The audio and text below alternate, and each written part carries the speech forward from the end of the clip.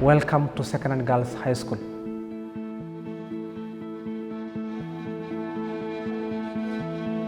My name is Mr. William Letura. I'm currently a teacher here at Sekenani Girls High School. I've been teaching here for the last 2 years.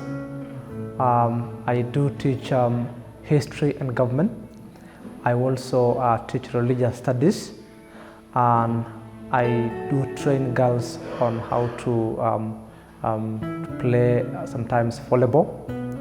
I am the patron for music festival or music club, and generally we also assist in guiding and counseling. So I can say that secondary school or high school education are helping the girl child, especially here in Maasai land, because most of them have now changed from now getting into early marriages, and they are now focusing on career. Most of them, especially the few of them who are through with their studies, are now helping their families, and of course they get to manage their families and their affairs. So in other words, they are not especially at risk from their early marriages and female genital mutilation. So I can generally say that education is very, very important for a girl child. And most of them here, of course, are getting into very many opportunities, because you can now see most of our girls who are through with the Form 4 are getting into the realm of doing jobs here in our community. Empowering a girl child is like empowering the whole community. I can simply say that if you can take an example of the few girls that are educated here, most of them are now becoming role models, and they are going from every homestead to another, trying to encourage the families to embrace education for the girls. And of course I can say that through that, people are now reaping the benefit of education from the girls. So I can simply say that the whole community is changing, and is now changing the perspective that girls can also be people who can be dependent on. And of course, we can now rely on the girl child. First of all, when I personally came to this place, I found the first girls who graduated last year in Form 2. And of course, we get to know that it is the ETC that founded the school back in 2015. And of course, I can say the first construction, the first set of construction was done by the ETC. And of course, I can simply say that from there, the girls started now knowing the importance of education.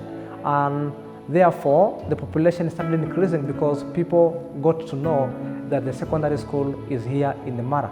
And all the girls now are now coming from the primary schools, getting to secondary schools without necessarily traveling to far distances. So I can simply say I thank the ETC, I thank their work, and of course I want to say that there is a lot of change for the girls, the girl child here, especially when this school was set here. So they have done something very important. I think one advantage of having this school as a boarding is because the school proximity with the Mara is very, very close, and of course we have animals, dangerous animals coming out and into the Mara, and so you can see there is a lot of risk when our girls will be traveling all the way from the village to school and back again. So of course the first benefit is there is a lot of human-wildlife conflict, and of course we want to thank the ETC for putting a boarding facility at this place, so that we can avoid such risk like, of course, the human-wildlife conflict. The second thing is the boarding facility is also helping the girl child, especially because the girls that we have been taking are coming from the villages, and of course their entry behavior, their entry mark, of course, are very weak. So staying here throughout will now keep them away from doing the village chores or the family chores, and of course they will get enough time to have their studies, do their homework, and of course improve in their studies. That is the second thing. Then the third thing is the risk of early marriages and female genital mutilation. We wanted to keep these girls here most of their time so that we will avoid interaction from the villagers. In doing so, then of course we can ensure that these girls are safe and they are therefore free from getting pregnant when they are still young. The girls are faced with a lot of challenges here, especially we have no schools there before, especially secondary schools. So one of the challenges is most of them can be sent to school when they are already grown, and of course you can see most of them will not make in their education because they are already grown-ups, and of course they are exposed to other things, and of course they will not get into getting their dreams. The second thing is early pregnancies, of course. Like around 5 years down the line, issues of early pregnancies were very, very high, and of course we can say that it's a high challenge around, and we are doing as much as possible to make sure that we completely reduce issues of early pregnancies and of course issues of early marriages. Then of course another challenge is the issue of now seeing the girl child as less important compared to the boys.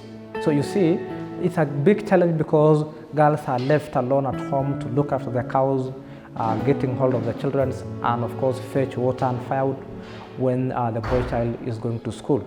So that's another challenge. Then another big challenge is you see our girls are exposed to a lot of work at the village. So you see most of their time is dedicated to a lot of work at home. So you find they have little time left to carry out their homework and also do their studies. So that is another challenge. Another challenge, although it's now very rare, is the issue of FGM, female genital mutilation. 5-10 years down the line, such practices affected the girl child, and of course we introduced campaigns, we introduced some other bodies, we partnered with the government, we partnered with well-wishers, and we have now girls that are role models championing against such weird and all primitive practices that were done to our girls. You've seen that we send a good number to the university, and of course the students can now be role models to this community. The students have now changed the name and the attitude of most of the people toward our school. So I can simply say that if there is high chances of this school growing, if this school could be expanded